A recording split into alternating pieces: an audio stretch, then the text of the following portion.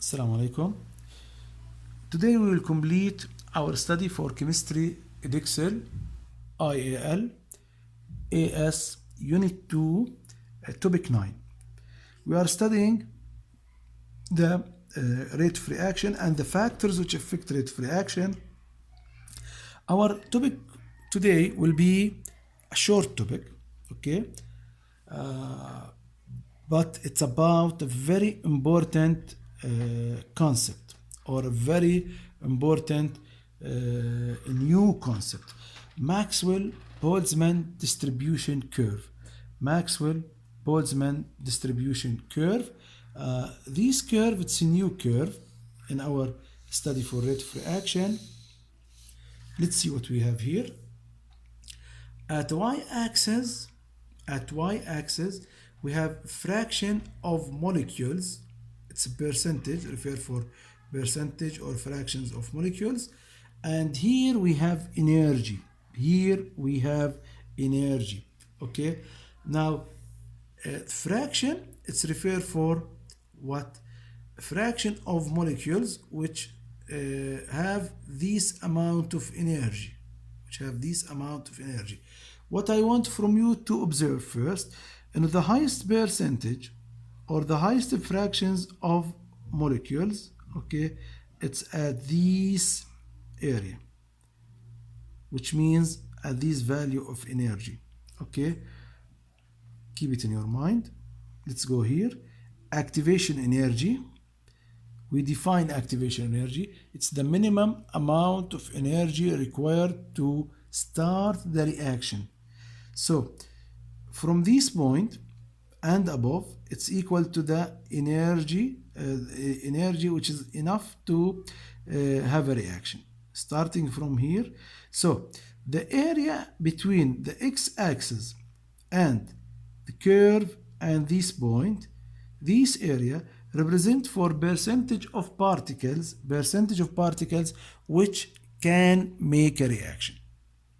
As we see here, it's a small percentage. Most of particles with energy lower than activation energy, so they can't react. Okay, again, area here refer for molecules, for particles which have energy enough to react. That means the particles which can react. The particles which, depending on energy, can give us a successful collision. Okay, only particles with energy equal or more than activation energy can react. But I want from you to recall the old points. There is another factor, which is what? Which is the orientation. Now, let's see why we need to study Maxwell-Boltzmann curve, because Maxwell-Boltzmann curve will use to explain the temperature and the catalyst effect on the rate of reaction. Now, let's go to the effect of temperature of rate of reaction. We will use a Maxwell-Boltzmann distribution curve to show what will happen with the particles when temperature increase. What will happen? When temperature increase, the particles' energy will increase. So this curve will shift it to right. Okay? If we say the particles at energy 5, for example, it gain energy and shifted to 7. Let's say this top of the peak at 20, it gain energy and move to 25. Okay, and this curve will shift to this side. So the whole curve will shift to this side, which will change this area. Let's see what will happen. Now, when temperature increase, Maxwell-Boltzmann distribution curve will show the following changes. Let's see what happens. This is at T1 and this is at T2. I want from you to know T2, it's higher than T1. So temperature increase, if he asks you in the exam to draw the Maxwell-Boltzmann curve at higher temperature, you need to know three things. One, or four things. One, the two curves will start from the origin point, from the same point. The peak at higher temperature it will be lower than at lower temperature. Yes, it's lower temperature, but the peak higher, okay? And it will be right shifted. The peak at the end, it will be higher than the peak at T1. Remember, this is T1 and this is T2. Now, what we need to show now, this is the activation energy. At T1, only these particles or this area represent for particles which can react, which have a sufficient amount of energy of particles to react. That's what will happen, or what we have at the initial temperature, T1, okay? Now, what will happen when the temperature increase? The curve shifted and the area, it will increase. Now we have this new curve. Now the new curve, the area under the black one, the black curve, it's equal to the green and red curves.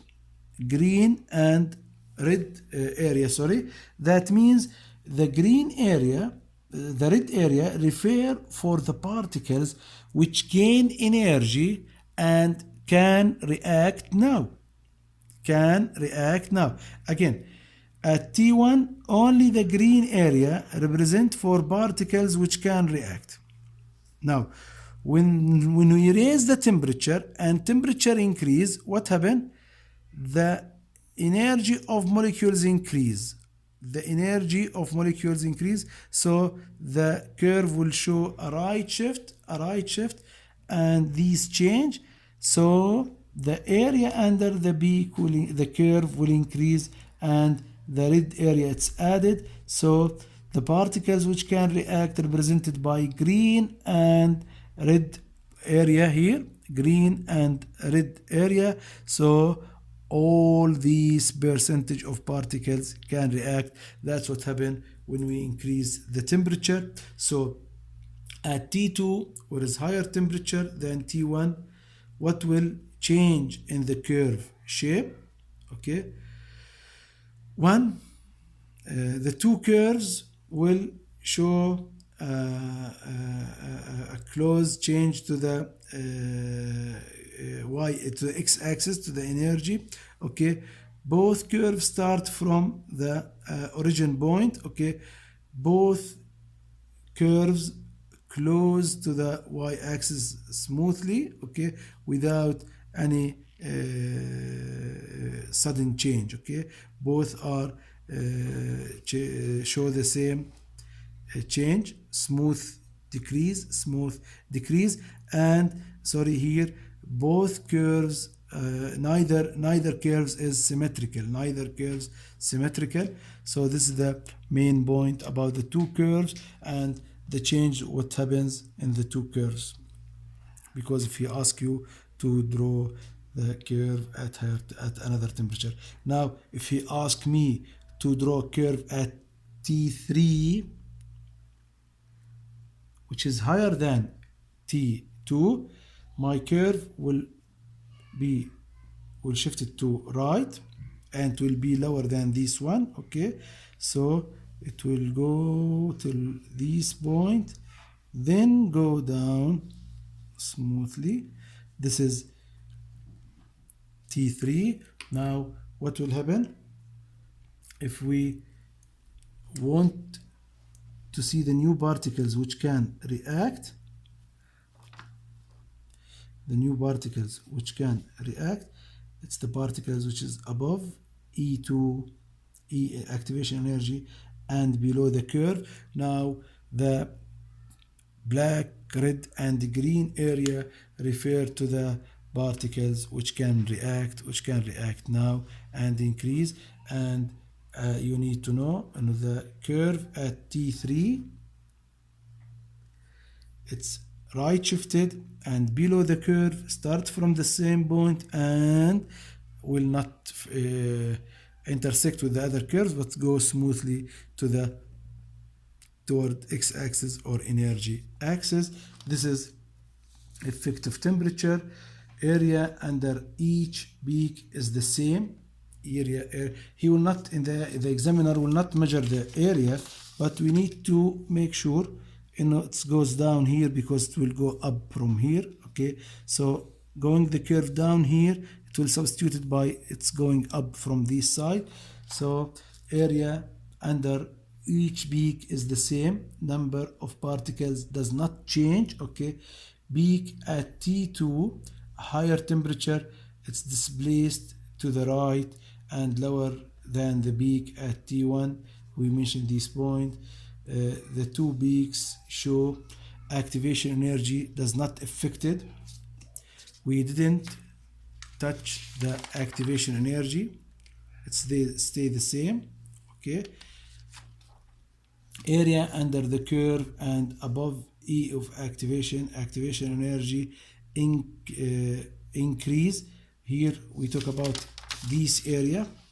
Yes, area under the curve and above activation energy, it's increased. That means more particles have required energy to react and to make successful collision. So when temperature increase, fraction of molecules that have energy required or energy equal or more than activation energy will increase. More molecules, okay, the molecules which possess required activation energy, it will be more. So particles move faster due to gaining energy as a result of heating, and more successful collisions occurs, so rate of reaction will increase and our reaction will be faster. So again, with heating, what will happen? A fraction of molecules that possess the required activation energy will increase.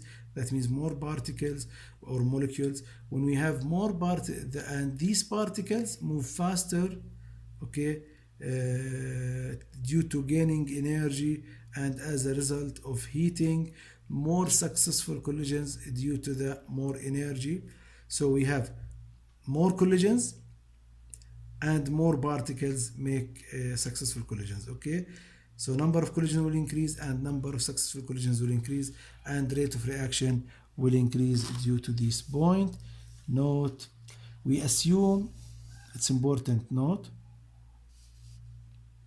we assume that fraction of molecules with energy equal or more activation energy, okay, are equal to fraction of successful collisions. Okay, we assume the particles which have energy equal to activation energy, it's equal to successful collisions.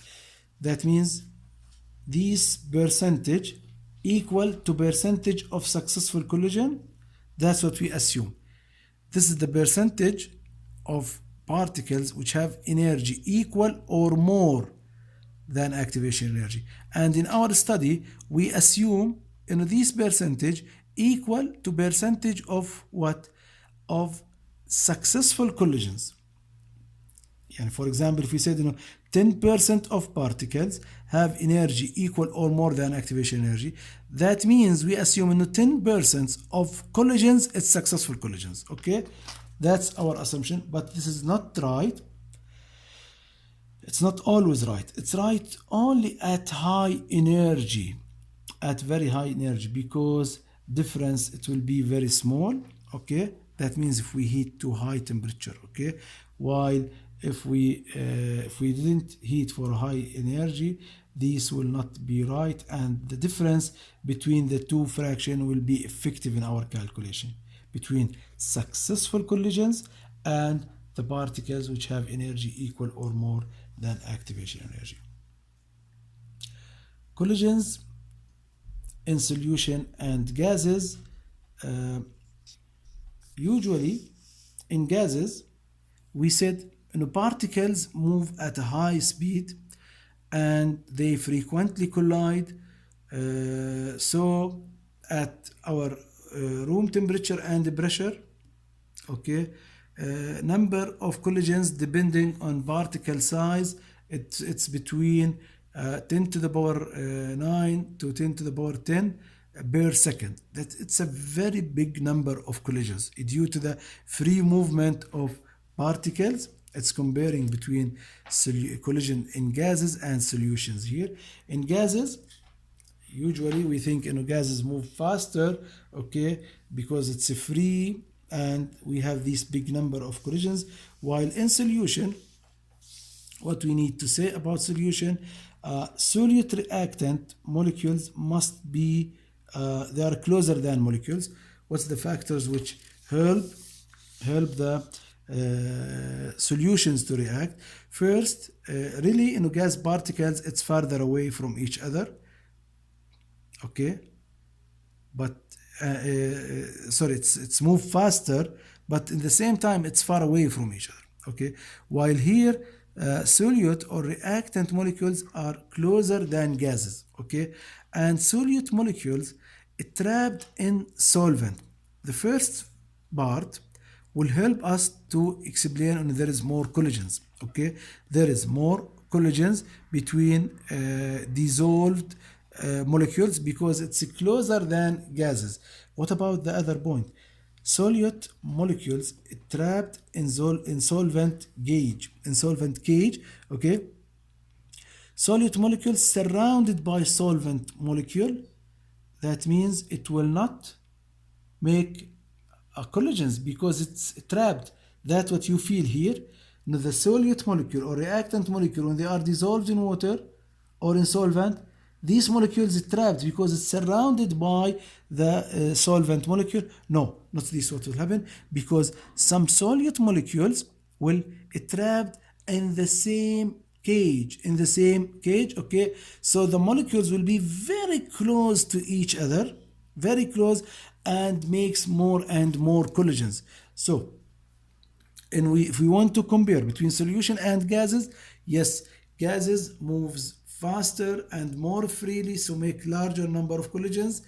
If we just look without go deep for what happened in the in solutions, what will help solutions to react? First, solute particles or reactant are closer to each other than gas molecules, okay, and even when they trapped inside and surrounded by water molecules, like when we study hydration, if you remember in unit 1, when we study hydration and dissolving of chemicals, okay, it's surrounded by water solvent molecules. Sometimes they are in the same box, in the same cage of the solvent, so they are closer to each other and they will make the same collisions, more collisions than what we think. So when we talk about how the reaction will happen in aqueous solution or the steps, the first step, molecules move by diffusion to the same solvent cage, okay, they are moved to reach the same solvent cage, then they come to react by collisions. So solute molecules prefer to come in the same solvent cage first, then they will react by make collisions, more collisions in the case, okay. Now our next topic will be about effect of catalyst, and we will complete in next period inshallah. Assalamu alaikum.